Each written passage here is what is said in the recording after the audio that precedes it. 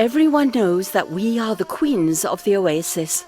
We, the female date palms. We've been in Tunisia for thousands of years.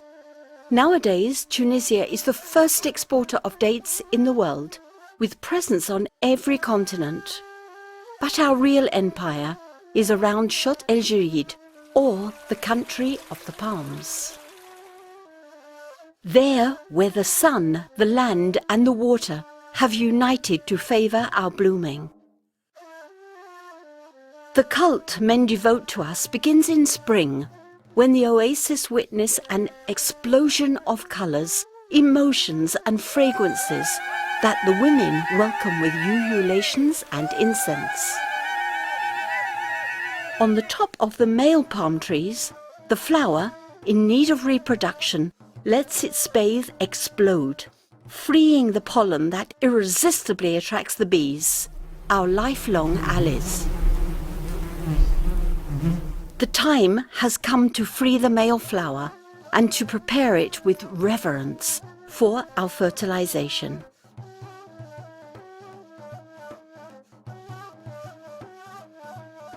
Men climb our long trunks to insert the pollen-bearing twigs into our inflorescences, repeating the same movement since time immemorial.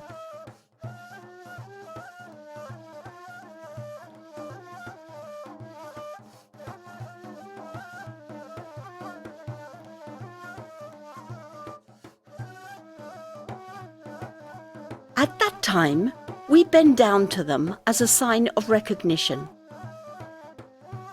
And we let them drink from the very shell of our flowers.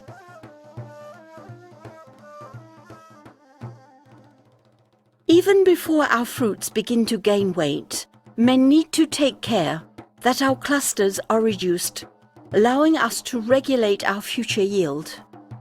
As soon as we are freed from this surplus of weight, we prepare ourselves for other actions of thinning and pruning, to which we are entitled as the queens of the oasis. The great care men devote to us allows us to aerate our fruits so that they can gain in size.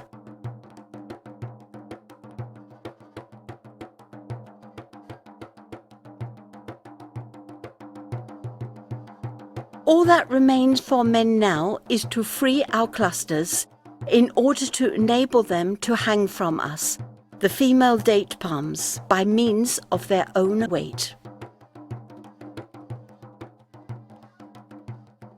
Fugacious moments of happiness, because at the beginning of the summer, our enemies try to weave their webs inside our bunches.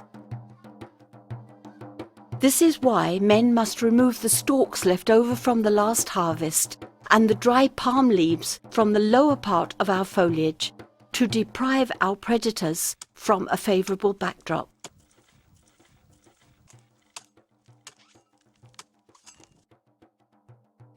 After that, they pick up the palm leaves that they had cut before to use them for different purposes.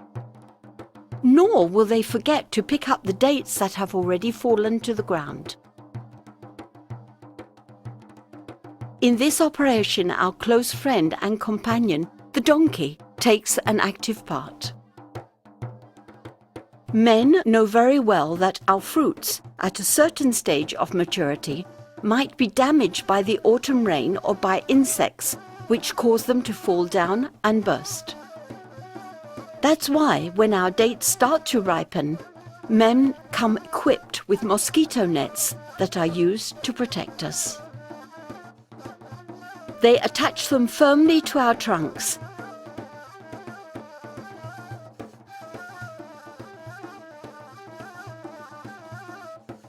verifying that our bunches are hanging freely. They then insert them into the mosquito nets, taking care not to let our dates fall to the ground.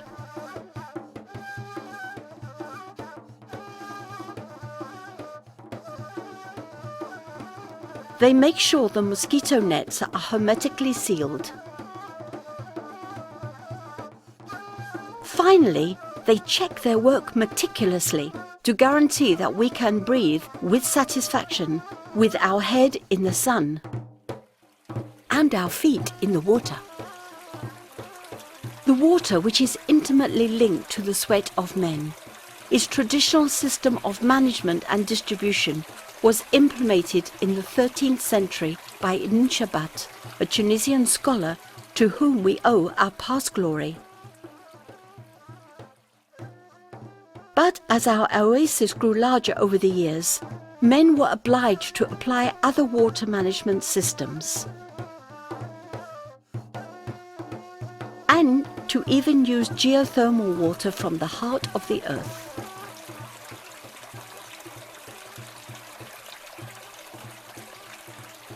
Drainage channels have been dug to facilitate that the surplus of water can drain off towards the shots, these broad areas of sand and salt where jinns and mirages are dancing.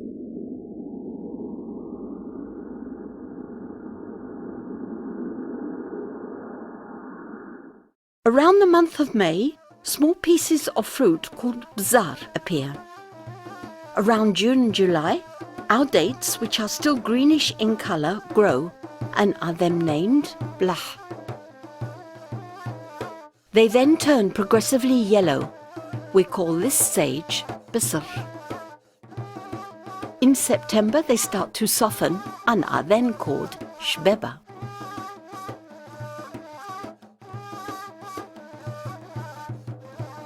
Finally, around October, November, the dates are ready to be picked.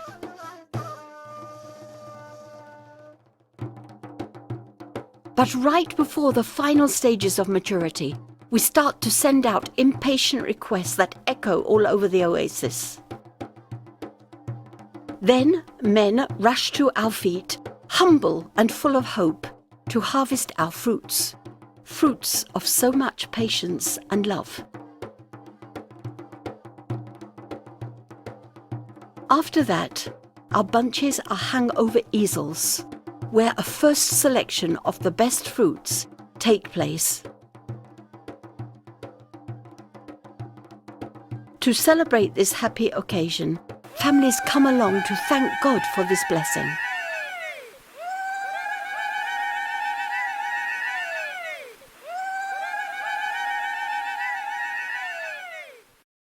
Our dates are then transported to the collection centres and later on to the packing stations, where they are weighed, identified,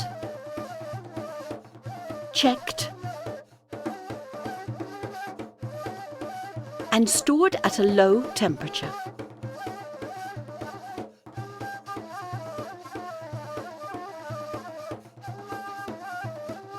They are later packed in various packages, complying with traceability and consumers' requirements. Example, organic, biodynamic, fair trade, and according to the international quality standards and references, such as Global GAP, ISO, IFS, and BRC.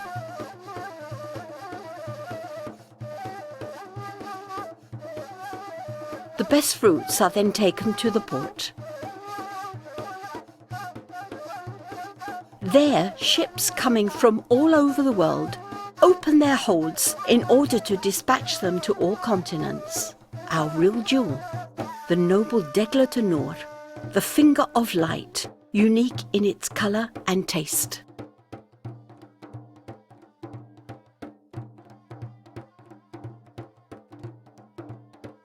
We are indispensable for many reasons.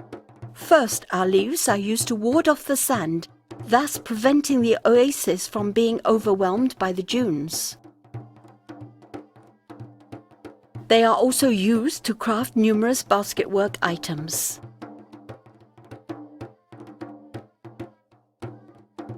The fibrillum, growing on our slender trunks, provides extremely robust ropes that are used for a great variety of purposes.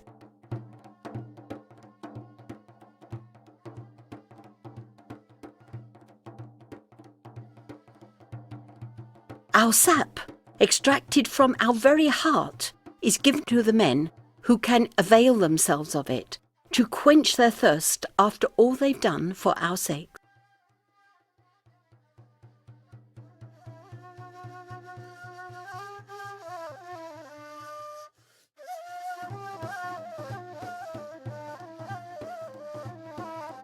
As for the wood of the stems, it is used to roof houses and to manufacture doors and furniture.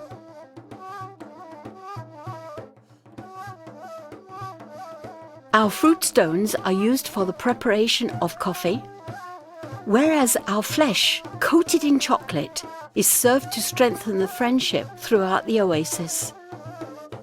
So wherever you are, whoever you are, you should always remember to thank us, the queens of the oasis.